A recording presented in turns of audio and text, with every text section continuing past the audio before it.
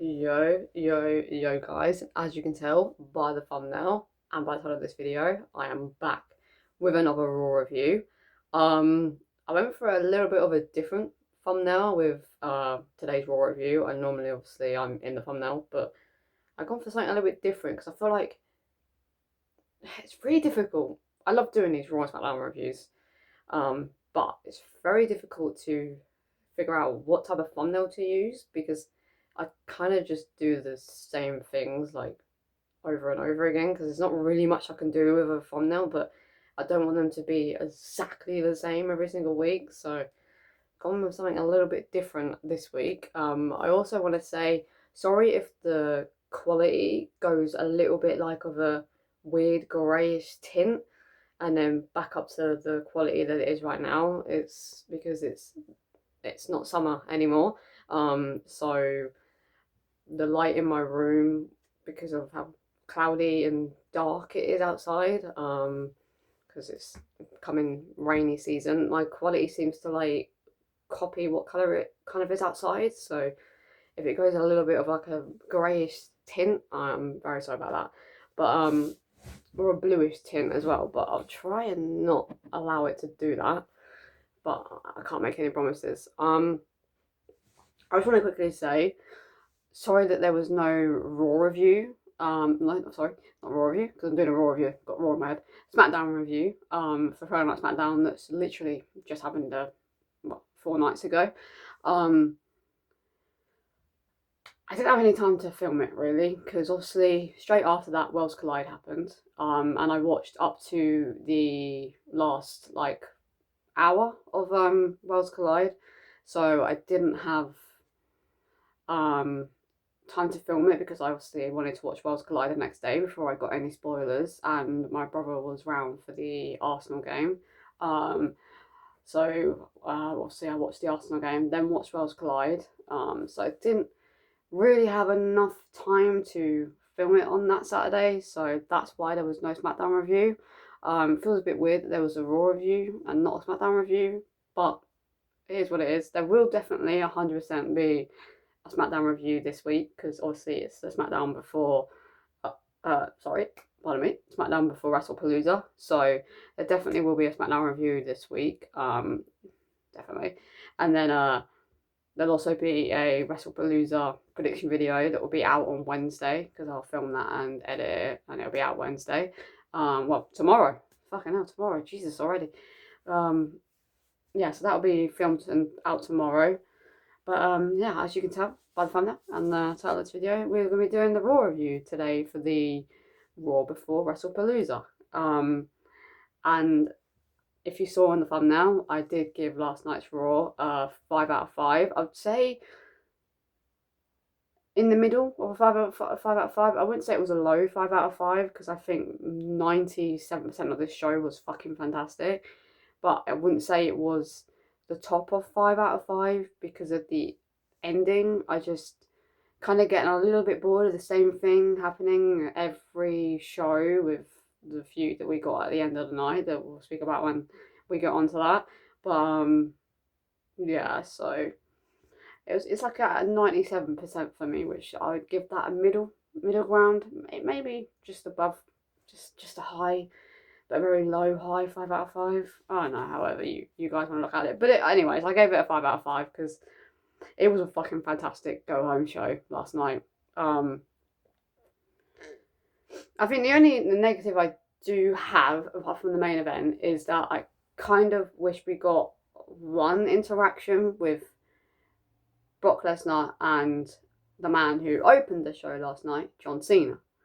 Because we haven't had any interaction with John Cena and Brock on the mic. It's literally just Brock coming out after not being there for a couple of weeks, high-fiving John Cena, and then leaving. Like, that's it. Like, it's a bit weird that we've had no, I don't know why I've been sitting like this for.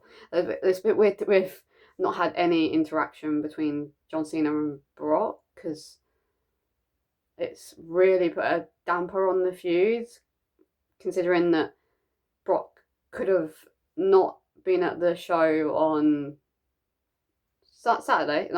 Friday, and was on this show tonight instead. because I feel like that would have made a little bit more sense, because then we would have had actually an interaction between Brock and John Cena the week of their match at Wrestlepalooza, but instead we've had really nothing. And it was last night did John Cena actually speak about the situation with Brock Lesnar. Like, it just felt a little bit flat and a little bit weird. Hasn't made me not excited for the match, because Brock Lesnar, as much as I hate Brock Lesnar, and I kind of wish it was somebody else that John Cena was facing at Wrestlepalooza and Brock wasn't in WWE. But we have to do with what we've got, right? And Brock's the one facing John Cena, so that's what we're getting. That's what we're getting, right? But I am excited for it because it's Brock Lesnar versus John Cena, one of the main feuds of 2012. So I am excited for it still, but just, yeah, wish there was kind of an interaction between John Cena and Brock Lesnar, especially the fact that this is the last week that we will have anything to do with John Cena now, because he's not on SmackDown this week. He's on Wrestlepalooza, and then that's it. But Brock's rumoured to be on SmackDown this week, I think. I'm not too sure if he actually is, but if he is, then I really don't understand why they're not lining up with one another and they face. But yeah, a little bit weird. But yeah, John Cena did open the show last night. Said that he played linebacker for the Stringfield College, I think he said, or college university, something like that. It was either college or university. I think he said college. And that pretty much he was just used to be tackled. And then he would come back the next day and the same thing would happen again.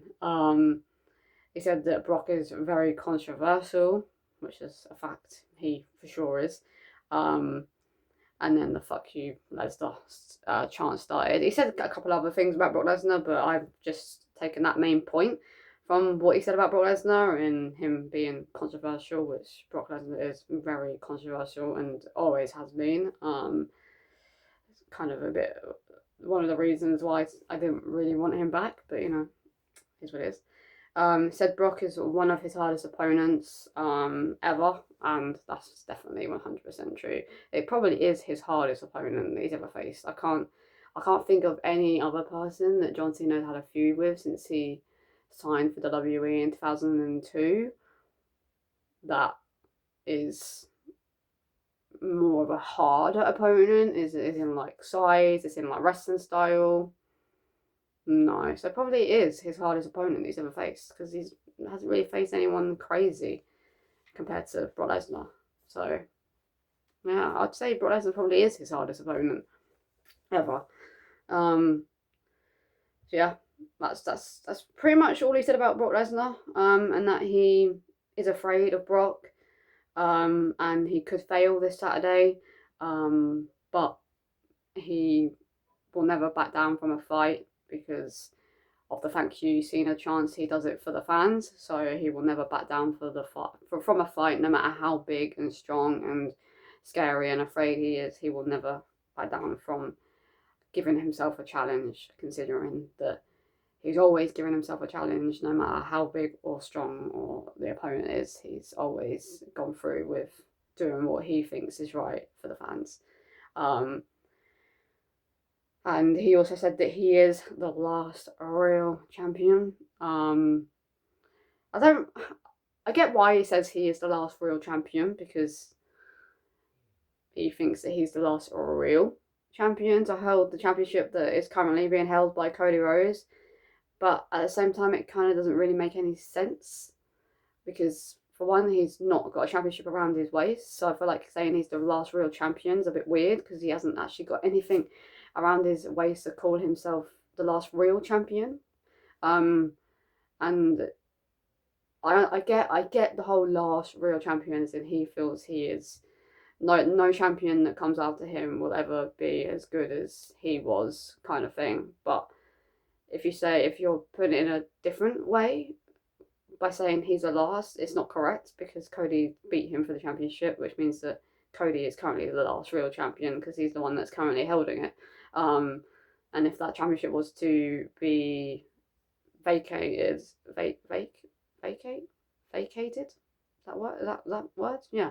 And they changed it for a different championship. Technically, Cody was the last real champion because he was the last real person to held that championship around his waist. So kind of the line doesn't really make sense in a way. So kind of a bit weird that they say that every time they introduce him. I can't lie. I understand why they do. I do. I understand why they do. But if you look at it in a bigger picture of what actually that means, it kind of doesn't really make any sense. And he also said that his jorts are stronger than Lesnar's jeans because obviously on Friday Night SmackDown after Brock Lesnar delivered an R-Truth. No, he delivered an R-Truth. Delivered a F5 to R-Truth. He ripped his pants and completely broke character, by the way. He's supposed to look angry, but completely broke character because his pants split. But yeah, there was a sign in the audience that said Cena's jaws, and then that emoji symbol, and then Brock's Lesnar's jeans or something.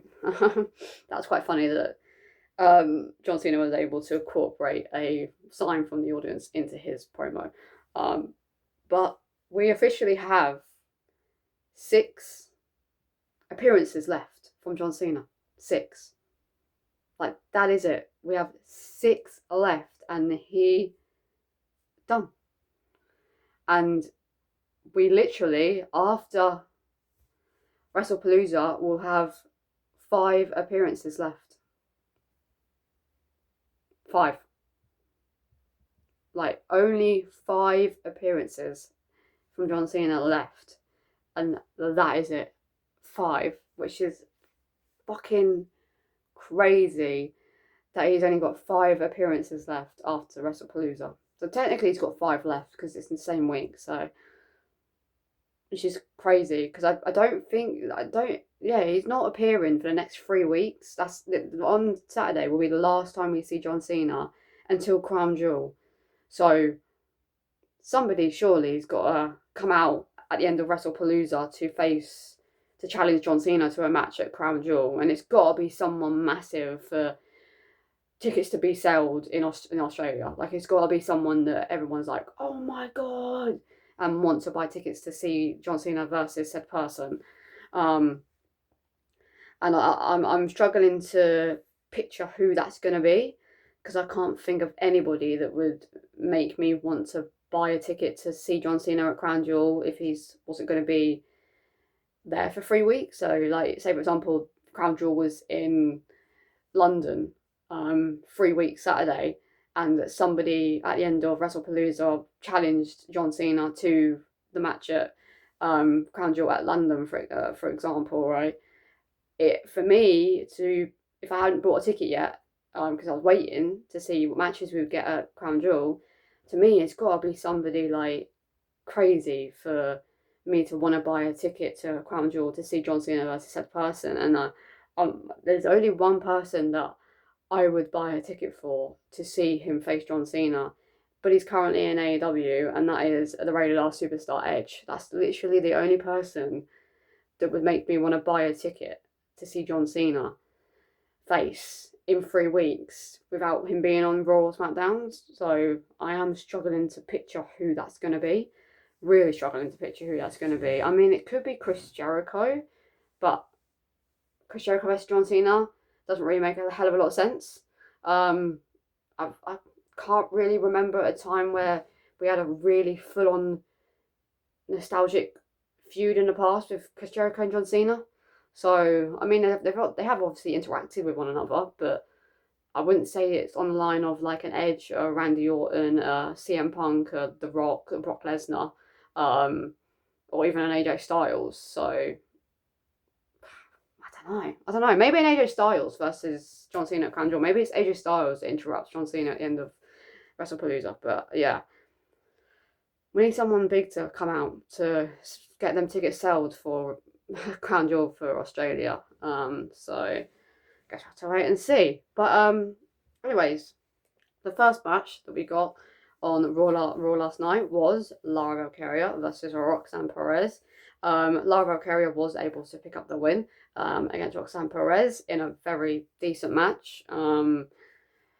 I'm loving Roxanne Perez. I think Roxanne Perez is definitely up there in like my top like 5 favorite female wrestlers on Raw and SmackDown currently. I'm really enjoying her. Really enjoying her. I love her sense of style.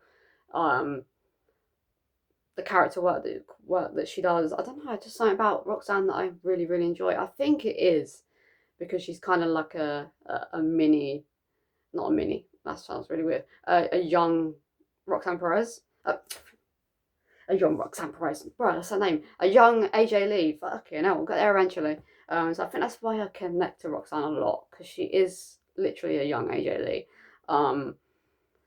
Like everything about her screams AJ Lee. So I think that's probably why I like her. But a lot of people don't, which I find a bit weird, considering a lot of people like AJ Lee but don't like Roxanne Perez. But each to your own. But anyways, Raquel did get sent to the back quite early on in the match, but after the match had finished, when Lara beat Roxanne Perez, Raquel attacked Lara from behind. Roxanne and Raquel started beating up Lara Valkyria, and then we had the return of Bailey. Yes, she has been on Raw doing her video packages backstage with the switching of characters, but she hasn't actually been on television in quite a few weeks. So I say it's the return of Bailey back on TV. She came out, attacked Roxanne and Raquel, done the Bailey hug that she used to do. Bailey wave, the Bailey hug. I don't remember what she used to call it, but the whole wave that she used to do anyway. And then once Roxanne and Raquel had sort of been beaten down, they had left the ring. She looked really angry at Lyra and then switched and went into hugger Bailey and started hugging the commentary, hugged the ring announcer, jumped onto Jessica Carr, started hugging all the cameramen, like went round and just hugged everyone. But did in the ring have a moment where she was like switching back to like heel Bailey and then came back up and then went into hugger Bailey. And I am absolutely loving it already. Like, this is literally, we've seen what, 3 video packages backstage of this Bailey character, and then this is the first time that she's actually been the character in the ring, and I'm already loving it and in love with it already. Like, absolutely fucking amazing. Like, she's already playing it fucking fantastically. So I am so fucking excited to see what they do with Bailey. So fucking excited. Yeah, brilliant. Yeah, I'm loving it already. Like, I don't know why I'm loving it already, considering it's only been the first time that she's actually done something in the ring with this new character she's playing. But it's too good. It's too good for me to not say that it's fucking amazing already. We did have a segment later on in the night where Lara went to Bailey's locker room, and Bailey was talking to herself, and the voices were saying Lyra needed our help, but she didn't. Lyra did, like, kind of going back and forth with face Bailey and heel Bailey were sort of clashing each other, and then the door slammed, scared the shit out of me. And then Bailey, when Lyra walked into her locker room, Bailey was just sitting normally as if nothing was happening, and then she switched into this heel character again and started getting really angry at Lyra, like why she barged her way into her locker room, and said some other stuff as well. So yeah, I'm loving this Bailey character, and I'm hoping that they keep doing this every week and it gets better every week, because fantastic job by both Lyra and Bailey, to be honest with you, and I'm so excited to see what happens next. Presuming on next week's Raw we'll get Bailey and Lara Valkyria versus Raquel and Roxanne, and we'll see the switching of characters in the middle of the ring when she's fighting Roxanne or Raquel. Maybe she'll kind of switch and then leave, and then she'll come back and start teaming up with Lara again or something. So yeah, I'm very interested to see what happens on next week's Raw for sure. We had Jay and Jimmy and LA drama throughout the whole of Raw. At the beginning of the show, Jay and LA did almost come to brawling with each other, but luckily Jimmy was able to stop them both from brawling each other. And then later on in the night, we had Jay and LA in Adam Pearce's office. LA Knight wanted a piece of Ron and Bronson again, but Adam Pearce said, "You're not doing it by yourself. You need to find yourself a tag team partner." And then LA said he's going to tag up with Jimmy. Jay wouldn't said that he's not allowed to tag up with his brother. And then later on in the night, LA Knight and Jimmy spoke. LA asked Jimmy to be his tag team partner. Jimmy originally said no, and then a bit on in the night again, Jimmy and Jay came together, and Jay was kind of bossing Jimmy around, saying that he's not allowed to tag with Jimmy Uso. Jimmy Uso said that you're not controlling me. I don't see an Ula Fala around your neck. Left, Jimmy met up with LA Knight again, and then Jimmy said, "Are you still looking for a partner?" LA said yes, and then Jimmy said, "I'm in," and then that was that. But there was a lot. There's about, I'd say, about 6 of segments right there, or Jimmy and Jay and LA, Jay and LA, Jimmy and LA. There was, yeah, it was a lot of segments between the 3 of them last night. I am liking where they're going with this whole Jimmy, Jay, and LA situation.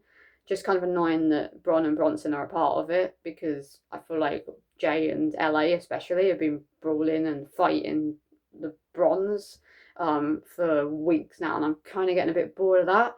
But the only reason I'm semi okay with the Bron and Bronson Reed situation still going on with Jay and LA is for the fact that later down the line we are going to get a feud between LA and Jimmy, LA and Jey Uso, which I am very down for. So that's the only reason I'm okay with what's happened at the end of the night with the tag match. And then we had a match between Kofi Kingston and Penta again, but it was a very decent match. I really enjoyed it. Penta was able to pick up the victory. And then later on in the night, the New Day and Grayson Waller beat the shit out of Penta. I was in absolute hysterics at the end because he looked like a goat at the end. If you watch it again and you pause it just as the camera's going dark, he literally looks like a goat. It was I can't explain it. It doesn't sound as funny as I'm saying that, but if you go back and watch it and pause it just as the camera's about to go dark, you would know exactly what I mean. But I was in absolute hysterics last night with the face that he pulled, the face that Penta pulled. The War Raiders came out to help Penta, but were too late. I can definitely see them going down the route of Rey Fenix moving to Raw to team up with Penta, and then eventually Penta and Fenix will go after the tag team championship. I mean, we've got another tag team on Raw, because I feel like we need another tag team on Raw, and I think the tag team of Rey and Penta, considering that Penta is on the show quite a lot on Raw, and they try and put Rey Fenix on the show a lot on SmackDown, I feel like having both of them together means that we're going to get more tag teams on Raw, because they want Penta and Rey to be shown on Raw TV, which means that the Judgment Day will actually defend their titles and will actually get a feud between the Lucha Brothers and the Judgment Day.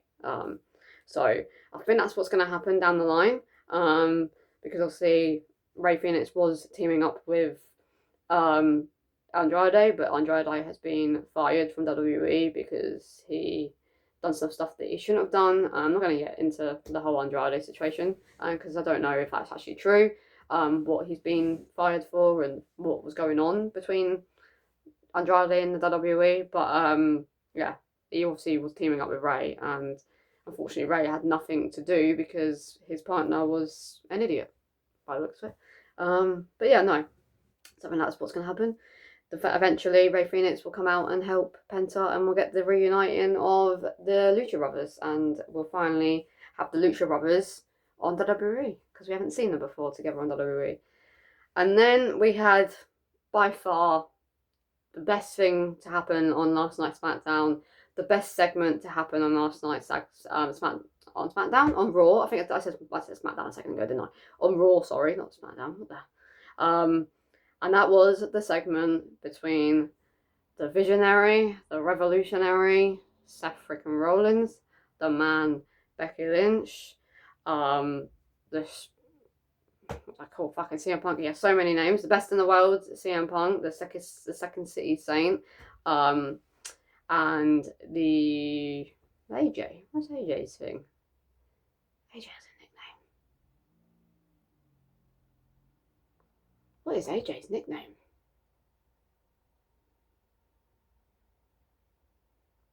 I don't know if AJ has a nickname. I feel like she does. I feel like it's completely gone out of my head.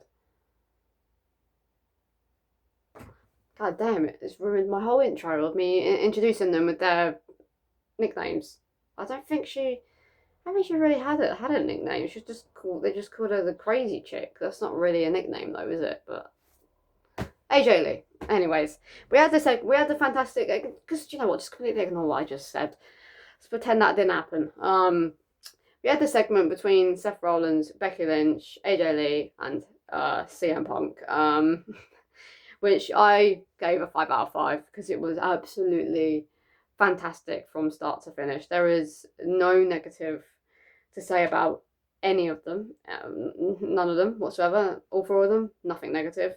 It was fucking fantastic segment between all of them, and I'm hoping after Wrestlepalooza that we carry on with this 4-way rivalry, but I'm not sure if we will. I don't know. I don't know. I'm hoping, but I'm not 100% sure what's going to happen after Wrestlepalooza. I'm very intrigued to know what's going to happen with all 4 of them. I feel like I know what's going to happen with AJ Lee and Becky Lynch, but I don't know about Seth and CM Punk. So I'm very intrigued to know what happens afterwards. But anyways, Seth came out, Becky came out first, both using their entrance music. Seth introduced Becky, and then Becky had a lot to say about AJ Lee, but didn't want to do what CM Punk does by speaking behind their back, so she invited them out here to do it face to face, because it was a face to face segment. AJ Lee's music hit. We didn't get a cult personality, we just got AJ Lee's music all the way down to the ring. And then CM Punk introduced himself as AJ Lee's husband. The chant started of AJ Lee's husband, and then CM Punk, being CM Punk, tried to sit on the ropes exactly how AJ Lee sits on the ropes, but he's too big, so he couldn't fucking do it. I was literally in hysterics that whole segment. I didn't write anything down the first time the segment happened because I just wanted to sit and enjoy it. But after Raw had finished, I went back and watched the segment again, and then wrote all the bullet points down that I wanted to speak about. But yeah, that was so fucking hilarious when he tried to sit on the ropes like AJ Lee does. And then yeah, after the introduction that CM Punk gave himself and AJ Lee to Becky and Seth, Punk asked who's the man out of those 2, because their egos seem to get in the way, because he let AJ Lee have her shine with just letting her light it up and putting cult personality in the wardrobe? No, what did he say? In somewhere anyway. And then but Becky and Seth's egos are too big that they had to play both of their terrible songs. But I had a go at CM Punk when he said that, because Becky Lynch's song is not terrible. It's probably one of my favourite themes at the moment. But yeah, he did ask who's the man out of the both of them because of their egos, as I was just saying. Said that they both shared a wardrobe because they were both dressed like to the T. But I didn't really get that comment in a way, because CM Punk and AJ Lee were both wearing AJ Lee's merch and jeans, so they kind of were matching as well. But I guess what Punk was wearing was what Seth was wearing was a little bit more feminine than what Punk was wearing. So I think that's probably what he was getting at that with that. I presume so.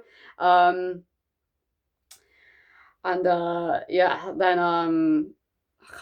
I don't know why I didn't write it down who said it, but because I think they both kind of said this. I know Seth Rollins said that CM Punk was selfish. Seth said something to Punk to credit him, saying that AJ Lee was the best decision that he has ever made in his personal life, but the worst decision that he has ever made in his business, in business wise, because it is a mistake. Because Becky said later on, well, actually, no, before that, I think, actually, said that she is gonna, no, was it after? I don't know, it was either before, I think it was after, actually. Becky said that she is gonna pummel, pummel, AJ's head into the mat. I'm not right now. I'm not nervous for the match. To see what AJ does, but I don't know if I'm gonna be as nervous as I think I'm gonna be, because I do really feel that AJ is gonna be absolutely fine. Like, I feel like it's gonna come like that to her. I don't feel like there's gonna be. I mean, there'll be a little bit of rustiness, I think, but I don't think it's going to be a crazy amount of rustiness, and I feel like she's going to be absolutely fine, absolutely fine. But Becky did say that she read AJ's Lee's book, and she said that how AJ has healed mentally, but mentioned how is she physically because of the neck issues that she was dealing with. And that's when she said that she's going to pummel her face into the mat. AJ said thank you for reading my book, but I didn't read yours. AJ was fucking fantastic in this segment. She was so fucking hilarious. They all were, to be honest with you. All of them were hilarious, because Seth would say some stuff and the crowd would start chanting stuff at Seth, and then Becky would say stuff back to the crowd. Like, I think at one point they were saying, "We don't like you." And then Becky went, "I like him." Becky's just fucking fantastic. They all are. I can't choose. Well, actually, I can choose. I'm on AJ Lee and CM Punk side 100%, but I love them. I love all four of them. Like, all four of them are literally like in my top 5. So can't really say anything really negative about Becky and Seth, because I love Becky and Seth, and I love AJ Lee and CM Punk. So it's just a feud. I'm having the feud of my life right now with these 4, because it's great. I'm getting literally my 4 favourites all in one ring, doing promo segments together, being absolutely hilarious in the ring together, fighting and beating the shit out of each other. Like, it's fantastic.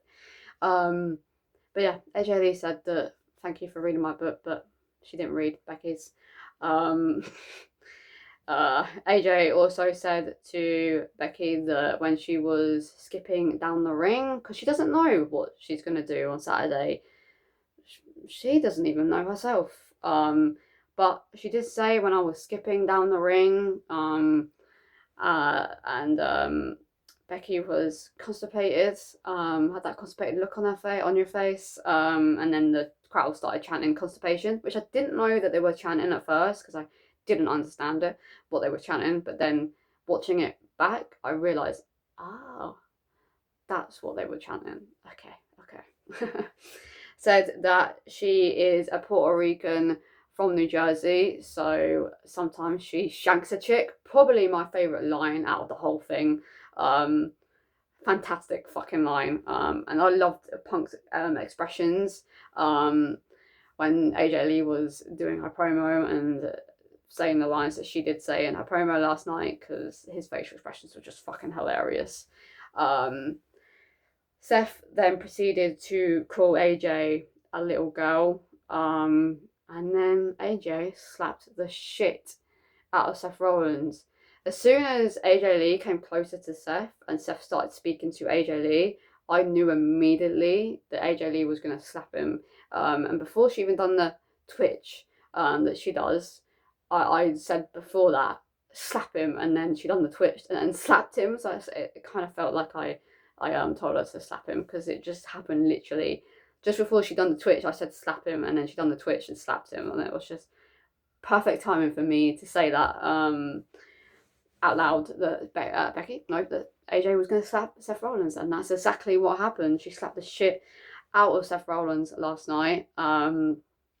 Seth said, "I would never put my hands on a lady, but I've got someone that will, or someone that would."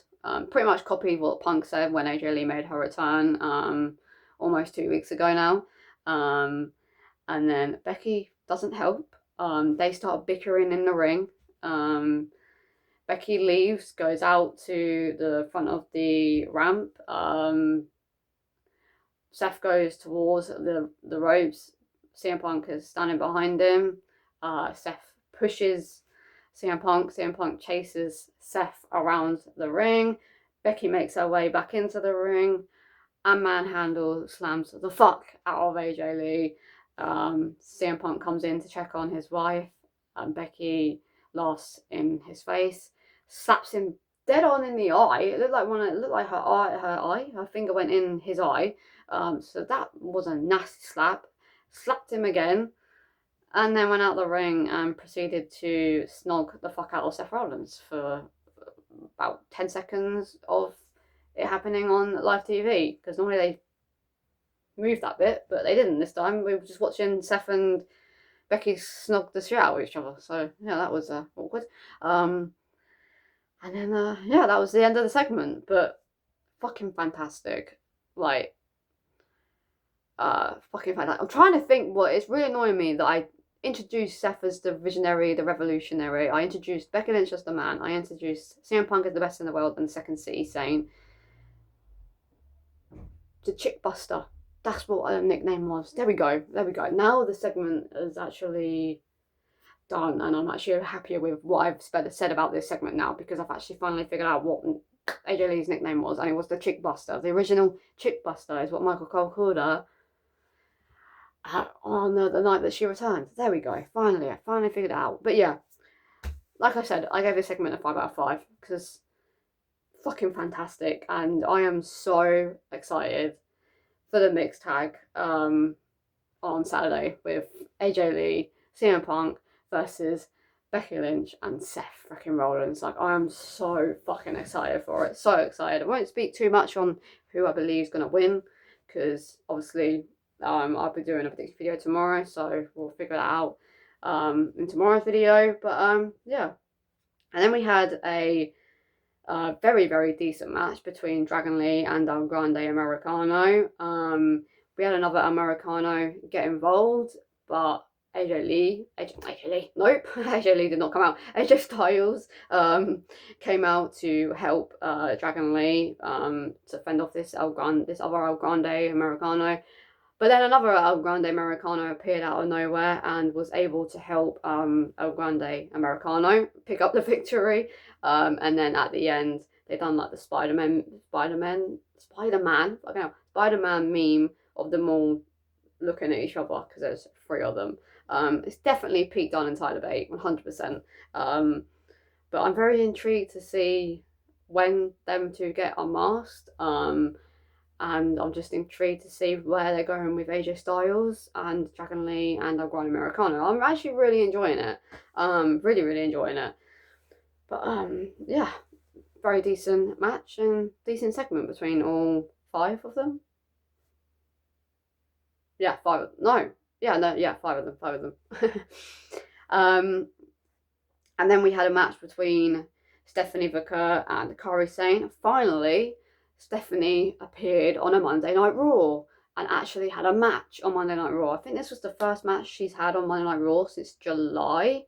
Like, what are WWE doing? Like, Stephanie's like one of the main characters in the women's division, and this was her first match since July. Like, what the fuck? She's also got a match tonight. In the Homecoming, NXT Homecoming. I'm so excited for NXT Homecoming tonight. It looks so fucking good. So I'm very, very intrigued to see what happens on tonight's NXT Homecoming. But yeah, so Stephanie does have a match tonight. But yeah, again, another decent match last night on Raw between Stephanie Vaquer and Kairi Sane. Every match last night was very, very decent.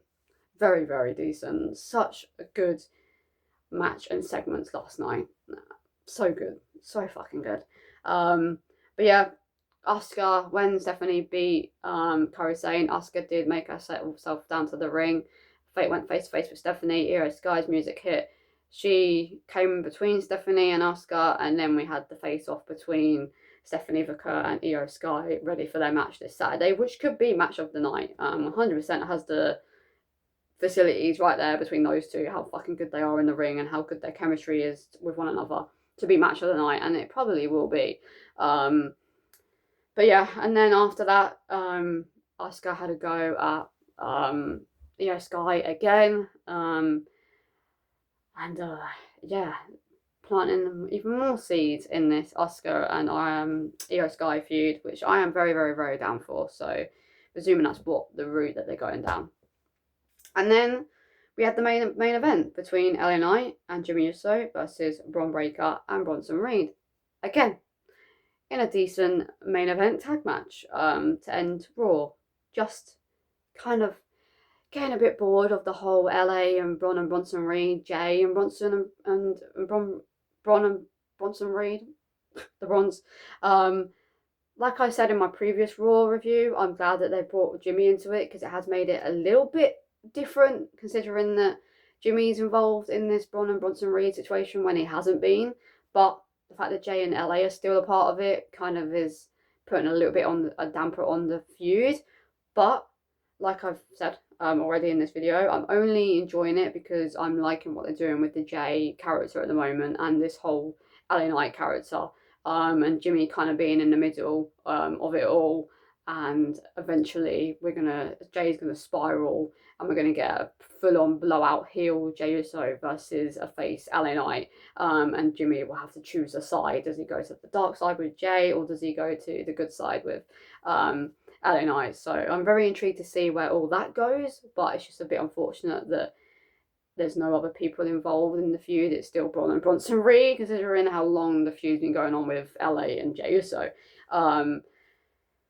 Bronson was able, and Bron Breakker were able to pick up the victory. Jimmy did take the pin. I was kind of expecting LA Knight to take the pin because Jimmy's got a match this Saturday with both of them. So I was kind of expecting LA to take the pin, and then Bron and Bronson Reed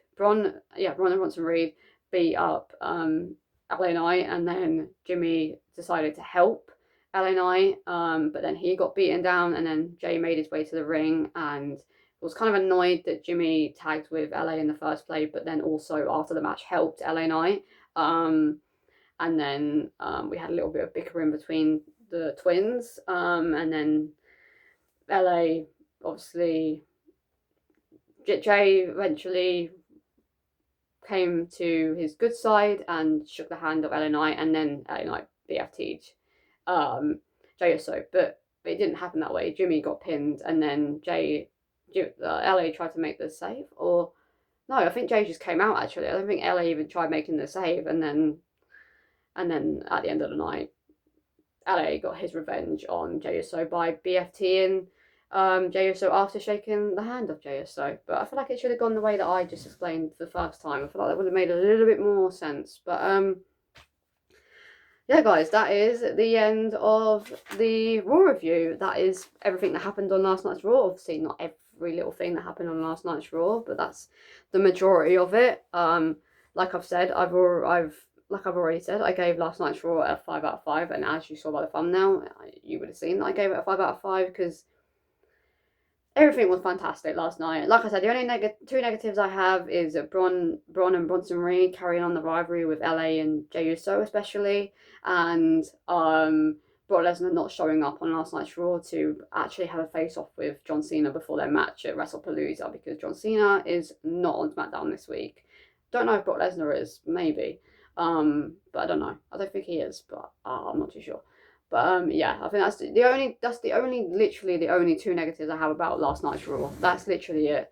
Because it was just fantastic. It was a fantastic Raw, to be honest. I really, really enjoyed it. But anyways, guys, if you did enjoy this, make sure to give it a big thumbs up, and make sure to subscribe if you are new. Make sure to comment in the comments down below if you agree with me with this Raw being a 5 out of 5 because it was fucking fantastic, or do you believe that it was good? Could have been a little bit better, so you gave it a 4 out of 5. Do you believe that it was all right? There was quite a few moments that made it an alright show, so you gave it a 3 out of 5. Do you think it was meh? There was literally not many segments that were not very good, but it wasn't like awful because there was a couple of segments and maybe a match that was semi-enjoyable to watch, so you gave it a 2 out of 5. Or do you believe that this was the worst Raw? You will never watch this Raw again, you wish this Raw never happened, and you gave it a Rawful and you gave it a 1 out of 5. But like I said multiple times, it was a 5 out of 5 for me. Really fucking enjoyed it. And anyways, guys, that's that. I will see you guys in tomorrow's video. Because like I said at the beginning of this video, I will be doing my Wrestlepalooza predictions tomorrow, and that will be out tomorrow. And then obviously on Saturday there will be a SmackDown review for the SmackDown before Wrestlepalooza. There will be no reaction videos for Wrestlepalooza. I don't do reaction videos anymore. I do like doing them because I like to look back on my reaction to things, but at the same time, I'm constantly worrying that my mic's just suddenly going to turn off because that's happened a few times. So I've always got that worry in the back of my head that my mic's going to turn off. For two, I don't feel that my reaction is authentic when I'm filming it because I know there's a camera filming me. So I don't react as properly as I would like. And plus my brother, he likes to watch wrestling with me, and I'm presuming that he will this Saturday because he'll probably want to watch the mixed tag match, and the Rock and John Cena match, and he feels quite uncomfortable with me filming it because he can't react how he would want to if there wasn't a camera on. So they're the reasons as to why I don't film it anymore. Do I miss filming my reactions? No, not really, because I don't tend to watch them back because it's like in like months to come, I probably would want to watch my reaction back to see what my reaction was to a match. But I don't know, I just don't tend to do it anymore. I like to, as quote Jeff Hardy, like to live in the moment when I'm watching wrestling, so I don't tend to film anything anymore. But yeah, I probably will eventually like film something else again. I probably will film when AJ Lee faces Becky Lynch for the Intercontinental Championship. I probably will film that because I want that on film. But the mixed tag match and any matches on Wrestlepalooza will not be filmed. And I'm going to enjoy the PLE, and I hope you guys all enjoy the PLE this Saturday as well. But anyways, guys, there'll also be a Wrestlepalooza review on the Sunday as well. And then a Raw after Wrestlepalooza and the SmackDown after Wrestlepalooza. So there's all the videos coming out in the next week and a half. But anyways, guys, this has been Charlie. I hope you have enjoyed this Raw review, and I will see you guys in the prediction video for Wrestlepalooza tomorrow. Peace.